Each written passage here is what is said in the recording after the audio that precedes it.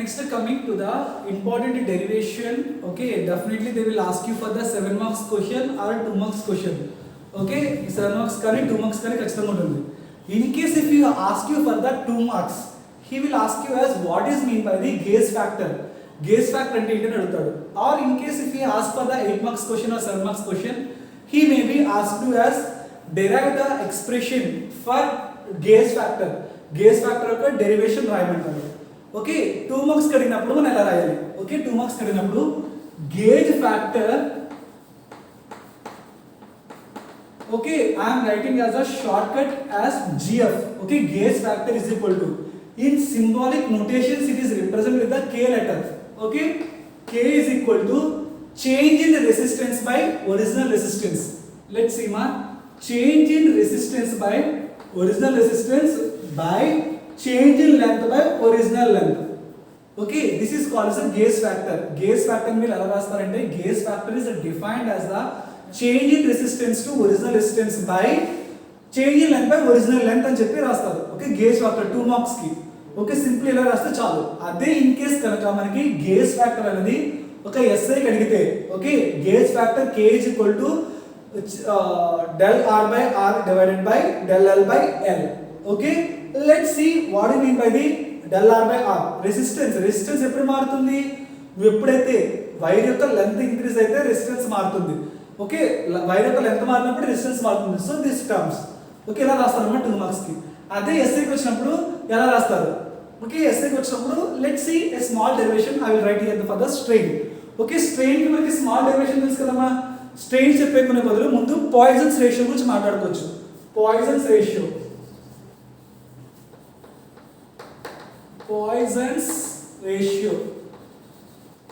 అమ్మా poisons ratio మనం ఏ letter indicate చేస్తాము? మ్యూ అనే లెటర్ ఇండికేట్ చేస్తాము. Poisons ratio mu is equal to ఏంటి మనకి formula? Longitudinal strain by lateral strain. Okay, longitudinal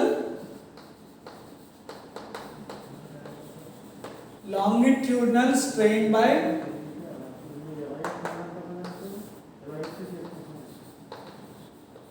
lateral strain. See what do you mean by the longitudinal strain? Longitudinal strain means we can define as, okay longitudinal ఇది ఒక object అనుకోండి, నేను దీన్ని force apply చేసి లాగడం వల్ల ఏమవుతుంది? Lateral.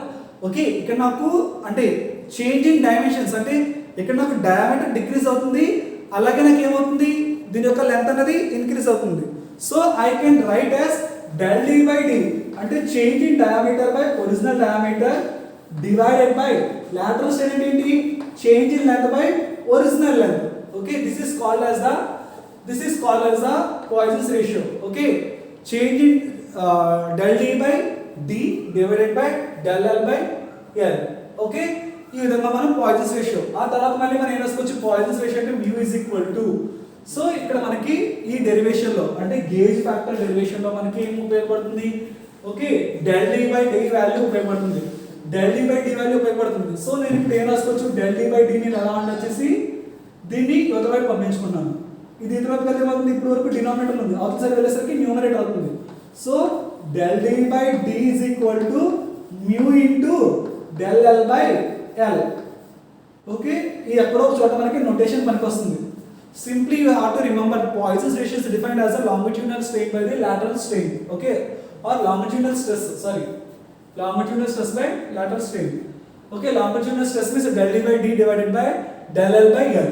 Okay, mu Poisson's ratio mu is equal to change in diameter by change in length by original length. So ఇక్కడ నాకు చేంజ్ ఇన్ డయామీటర్స్ 4 కాబట్టి డయామీటర్స్ తీసుకుంటే కనుక కింద ఉన్న డినామినేటర్ ఇటు పంపిస్తే న్యూమరేటర్ విధంగా అయింది. mu into del L by L అయింది. So coming to this, leave that one, coming to this derivation. Okay main derivation అప్పుడు వద్దులే.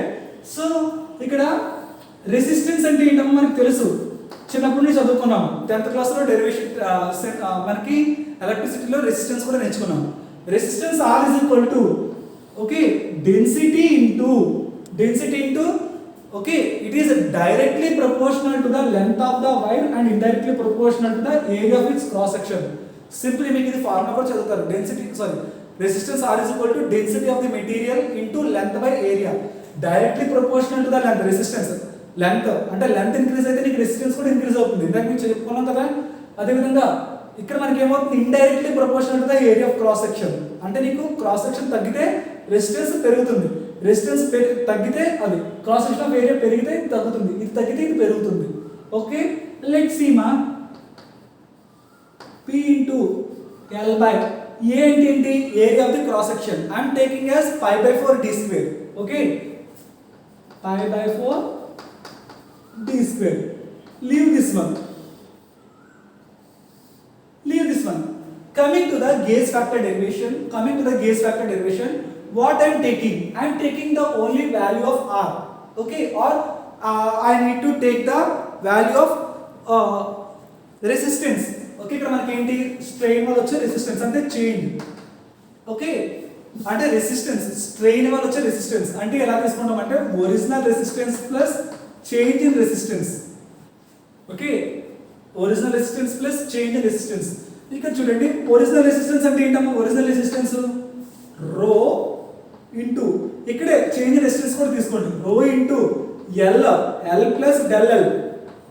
ఇక్కడ ఎల్ వచ్చిందిరా, ఇది original length, change in length కూడా తీసుకున్నాను, లెంత్ ఇంక్రీజ్ అవుతుంది కాబట్టి L plus del L divided by pi by 4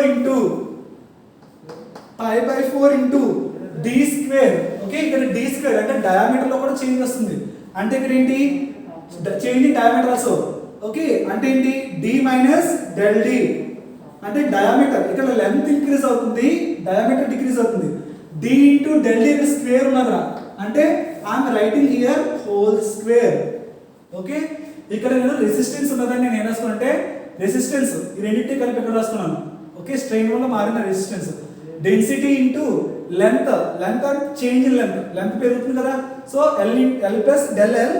okay, అదేవిధంగా పై బై 4 ఇంటూ డి, అక్కడ డి ఉంది, డి అంటే ఏంటి డయామీటర్ తగ్గుతుంది, లెంత్ పెరిగింది అంటే కనుక డయామీటర్ తగ్గుతుంది, so D minus del D whole square.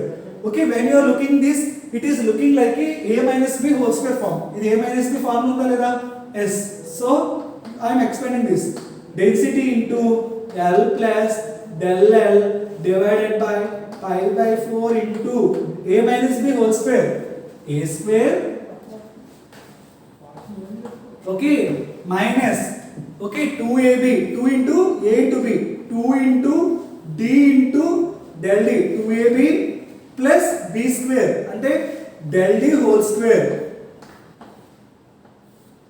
del d whole square. So L plus del L divided by pi by 4 into which is looking like a minus b whole square form, a square minus 2ab plus b square. Okay, see ఇక్కడ నీకు del d అంటే ఎప్పుడైతే నీకు strain, ఎప్పుడైతే నువ్వు material ని elongate చేస్తావో, elongate చేసినప్పుడు ఏమైంది లెంత్ ఇంక్రీజ్ అవుతుంది. ఓకే, బట్ డయామీటర్ అనేది తక్కువ మాత్రమే డిక్రీజ్ అవుతుంది, డయామీటర్ డిక్రీజ్ అవుతుంది, del d వాల్యూ తక్కువ, కానీ del d స్క్వేర్ అంటే ఇంకా తక్కువ మైనర్ వాల్యూ. సో ఇంత మైనర్ వాల్యూ నేను ఎలిమినేట్ చేస్తాను, I'm eliminating this del d square value. So what I get here, okay, density into L plus del L divided by pi by 4 into d square minus 2d del d. Okay,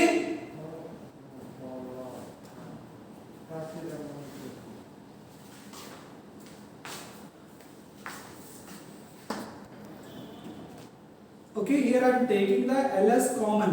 Okay, ls common means density into l.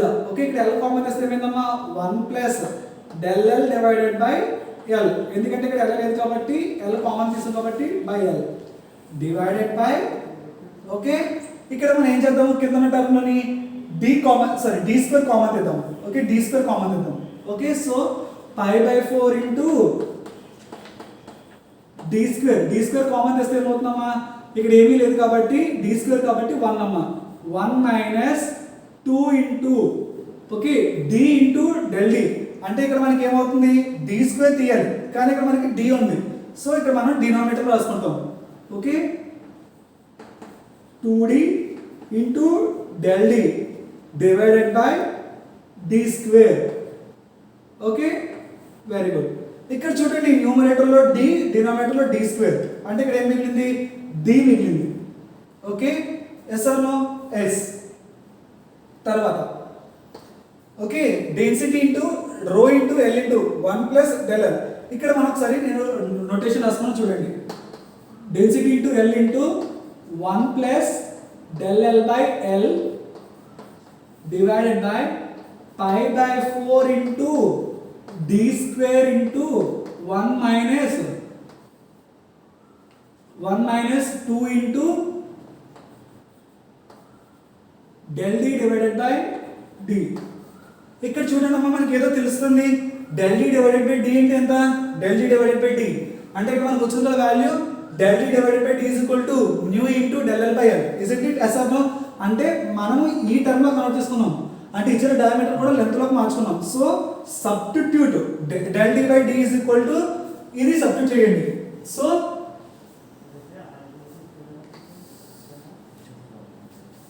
rho into L into 1 plus del L by L divided by pi by 4 into d square into 1 minus 2 into okay del d by d value lo నేను వేసుకున్నానమ్మా mu into 2 mu into del L by L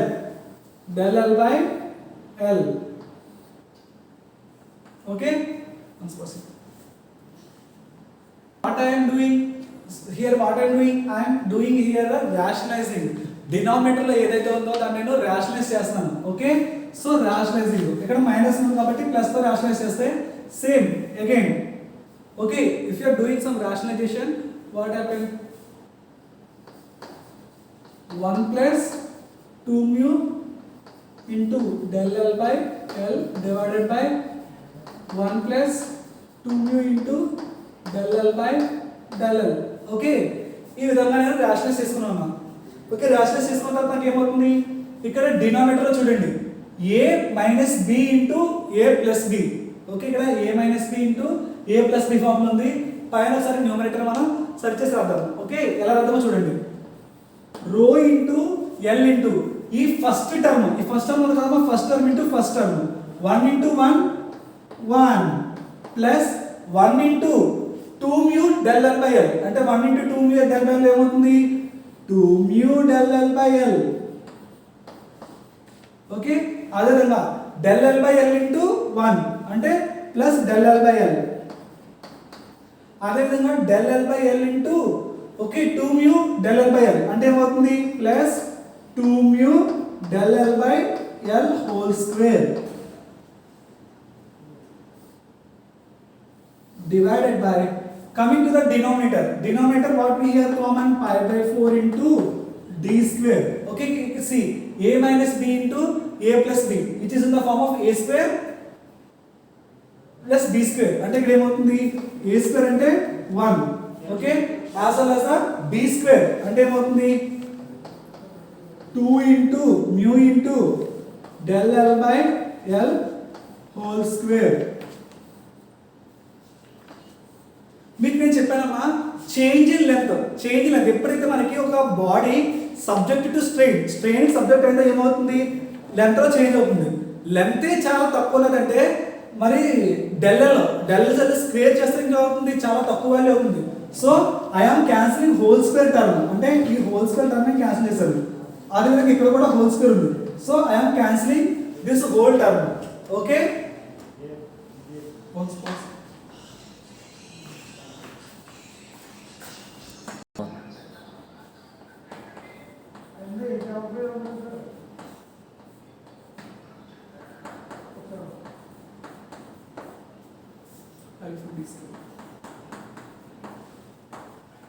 ఇక్కడ చూడండమ్మా del L by L okay del L by L into 1 plus 2 mu del L by L plus del L by L ఓకేనా divided by ఈ whole term మొత్తం cancel అయిపోయింది కదమ్మా cancel అయిపోయింది కాబట్టి ఎందుకంటే del L స్క్వేర్ అనేది చాలా లీస్ట్ వాల్యూ సో ఇదంతా క్యాన్సిల్ అయితే pi by 4 d square so rho into L by pi by 4 d square into 1 plus 2 mu del L by L okay ఈ టర్మ్ నుంచి నేను ఏం చేస్తానంటే ఇక్కడ చూడండి మొత్తం మూడు టర్మ్స్ ఉన్నాయి మూడు టర్మ్స్ కూడా del L by L అంటే రెండు terms del L by L common గా ఉంది so del L by L common తీస్తే ఏమవుతుంది rho into L by pi by 4 into d square into 1 plus 2 mu into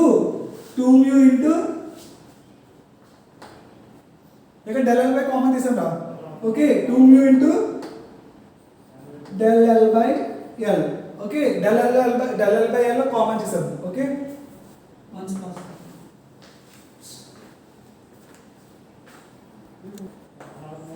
rho into L into pi by 4 d square into ఇక్కడ మనం ఏమనుకున్నామమ్మా 1 plus okay ఇక్కడ del L common తీయండి. ఇక్కడ del L common చేస్తే మనకి ఏమైంది 2 mu. ఓకే ఇక్కడ del L common చేస్తే 1 మిగులుతుందా అంటే ఏంటి ఇక్కడ 2 mu ప్లస్ 1 ఇంటూ ఏది కామన్ తీసాం మనం del L by L common తీసాం.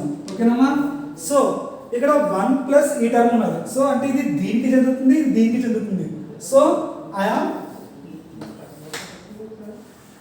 multiplying these two terms. ఇక్కడ ఫస్ట్ టర్మ్ ఏమవుతుంది rho into L by pi by 4 d square okay plus rho L by pi by 4 d square into 2 mu plus 1 into del L by L. ఓకేనా ఇది చూడమ్మా ఇది దీనికి చెందుతుంది 1 కి ఇది దీనికి చెందుతుంది. So rho L by pi by 4 d square which is looking like ఇది చూడడానికి ఎలా ఉంది అంటే it is looking like r plus del r form లో ఉంది. Okay r plus del r form లో ఉందమ్మా ఎందుకంటే r వాల్యూ మనకు తెలుసు. r వాల్యూ మీకు ఇందాక నేను చెప్పాను కదా r వాల్యూ ఎంత okay rho into L by pi by 4 d square del r value ఇది వచ్చింది. ఓకేనా so very good. Shall I erase this part? Okay ఇక్కడ చేసేస్తాను. Substitute those values in the gauge factor. Gauge factor అంటే మనకి ఏం తెలుసు k is equal to del r by r divided by del L by L. ఇక్కడ del r అంటే ఏంటమ్మా del r మనకి ఏం వచ్చింది del r వాల్యూ ఎంత వచ్చింది ఇదే కదా del r value. So we got as rho into L by pi by 4 d square into 2 mu plus 1 del L by L into del L by L.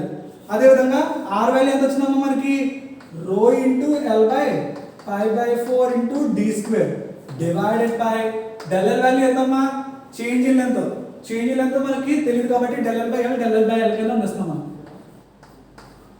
So ఇక్కడ చూడండి okay what we get pi by 4 d square get cancelled. del L by L denominator del L by L cancel. So gauge factor మనకి ఏమొచ్చింది చూడండి gauge factor k is equal to 2 mu plus 1 which comes under the terms of the Poisson's ratio. k is equal to 2 mu plus 1. okay k is equal to 2 mu plus 1 amma. okay how you understand this derivation? Once again I will give the brief description about this. okay if you take the gauge factor we call as a simply representing the k. okay k is called as a del r by r divided by del L by L. okay here see change in resistance and change in length. okay if you are taking this Poisson's ratio I wrote actually this one. okay take the lateral strain by longitudinal strain. okay lateral strain is del d by d divided by del L by L. okay na del d divided by d is equal to mu into del L by L. okay ఆ తర్వాత del d అక్కడ పెట్టుకున్నాం. మనకి actually r value ఏం తెలుసు r is equal to density into length per area. Okay area అంటే ఏంటి pi by 4 d square. So ఈ వాల్యూ ఇక్కడ పెట్టుకున్నాను. సో ఇక్కడ నేను some resistance is changed due to the strain. change in resistance due to the strain is equal to original resistance plus change in resistance. So ఇక్కడ resistance change అవుతుంది కాబట్టి rho into L length increase అవుతుంది కాబట్టి plus del L అదే విధంగా pi by 4 d square d value decrease అవుతుంది కాబట్టి okay నేను తగ్గిస్తానమ్మా. So d minus del d whole square a minus b whole square formula ఉంది కాబట్టి a square minus 2ab into b square.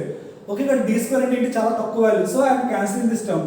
Okay rho into L into 1 by del L by L ఇక్కడ L common చేస్తే ఇక్కడ 1 plus del L by L pi by 4 d square minus 2d by d అంటే ఇక్కడ d square common తీయండి. ఈ విధంగా మనకి del d square cancel చేసుకుంటాం. ఈ విధంగా వస్తున్నాము. Okay once please recall this video. Okay you can get about clarity.